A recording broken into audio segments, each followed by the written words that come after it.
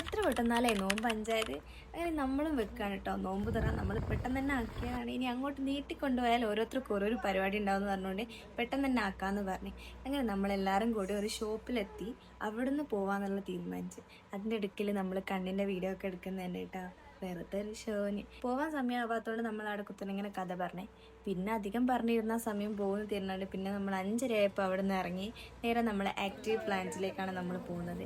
അവിടെ എത്തിയപ്പോഴാണ് നമുക്ക് തിരിയുന്നത് നമ്മുടെ പോസ്റ്റർ ഒട്ടിക്കാൻ സെലോ ടേപ്പ് എടുത്തിട്ടില്ല. അവിടെ എത്താൻ കുറച്ച് ലേറ്റ് ആയിട്ടുണ്ടായിരുന്നു. ഇനി നമുക്ക് നോമ്പ് തുറക്കാൻ ആകെ എത്രയോ 20 മിനിറ്റ് അങ്ങനെ മറ്റേ ഉണ്ടായിരുന്നുള്ളൂ.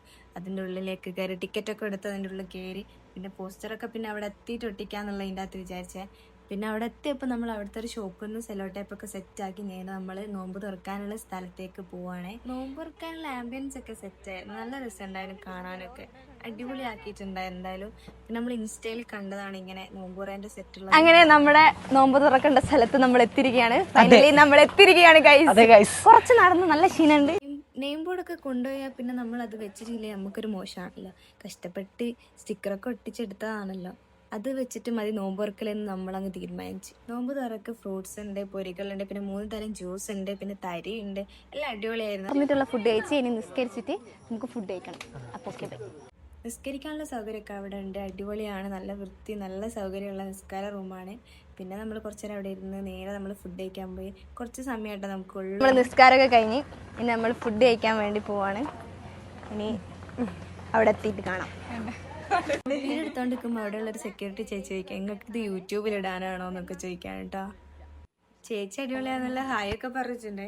പിന്നെ നേരെ നമ്മൾ ഫുഡ് കഴിക്കാൻ വേണ്ടി പോയി. അവിടെ എത്തിക്കുമ്പോൾ എനിക്കറിയുന്ന ഒരു കുട്ടി അവിടെ നേരെ, പിന്നെ കുട്ടിയെ കണ്ട് നമുക്കൊന്ന് എടുക്കണമല്ലോ, പിന്നെ എടുത്ത് അവൾക്ക് എന്നെ മനസ്സിലായിക്കില്ല, അതുകൊണ്ട് നേരെ വിളിച്ചു. അതിൻ്റെ ഇടയിൽ കൂടെ അവിടെയുള്ള സ്റ്റാഫിനോടൊക്കെ എന്തെല്ലോ ചോദിക്കുന്നുണ്ട് കേട്ടോ.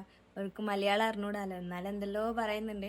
പിന്നെ ഫുഡൊക്കെ എടുത്ത് നേരെ ഇരുന്നു. പിന്നെ അവിടെ എന്തോ കാര്യമായിട്ട് എന്തെല്ലോ സംസാരിക്കുന്നുണ്ട്. അവിടെ ഇരിക്കുന്നതാണെങ്കിൽ കഥ പറയാനാ നേരം ഉണ്ടാവുള്ളൂ എന്നും പറഞ്ഞ് ഞാനും എണീച്ചു. പിന്നെ നമ്മൾ ആഫ്രിക്കക്കാരുടെ ഡാൻസ് ഒന്നും കാണലുണ്ടാവില്ല.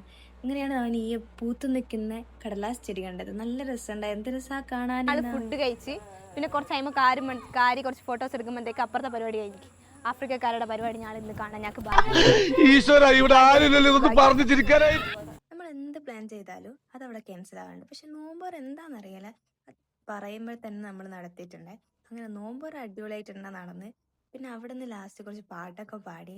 പിന്നെ അവിടുത്തെ ആൾക്കാരാണ് നമ്മളോട് റിവ്യൂവും കാര്യങ്ങളൊക്കെ ചോദിച്ചു. നമ്മൾ പിന്നെ ഉള്ള പോലെ പറയൂട്ടാ. നമ്മളോട് പോലെ റിവ്യൂ ചോദിച്ചാലേ പിന്നെ നമ്മൾ വിടുവോ, നേരെ നമ്മൾ ചോദിച്ചു അങ്ങോട്ടേക്ക് ഞങ്ങളെ പറ്റി എന്താ പറയാനുള്ളത്. ഇത് അവിടെയുള്ള ആങ്കറാണ്. ഇവർ പറഞ്ഞത് ഞാൻ ലാസ്റ്റ് ഞങ്ങളെ കണ്ടത് നല്ല വൈബ് തോന്നിക്കുന്നു പറഞ്ഞിട്ടാ.